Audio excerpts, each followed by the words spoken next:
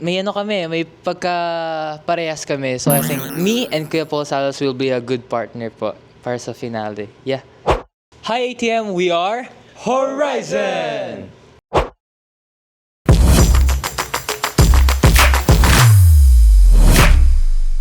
I think the strongest member na kasama ko is si Ate Sofia because I know her past before member siya ng VPIPs and nagko-compete siya and VPIP is super famous here sa Philippines na group kaya medyo kinakabahan ako kay Ate Sofia pero I'll do my best. Yeah.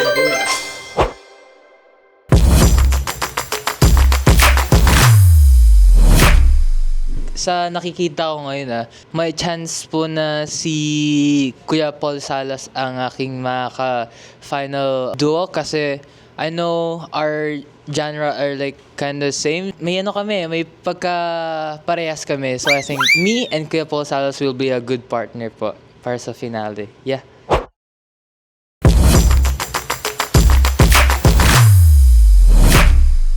Okay, for me, I think si Coach J. Joseph kasi si Coach J. Joseph, I know his streak and sinasabi niya talaga yung totoo. And Coach J. Joseph is really a good dancer kaya siya yung pinakakinakatakutan ko ngayon.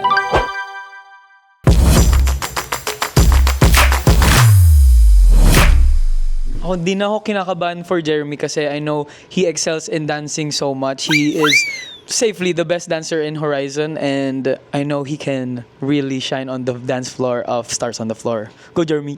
Go, Gio! Thank you ATM and let's support Jeremy sa Stars on the Floor!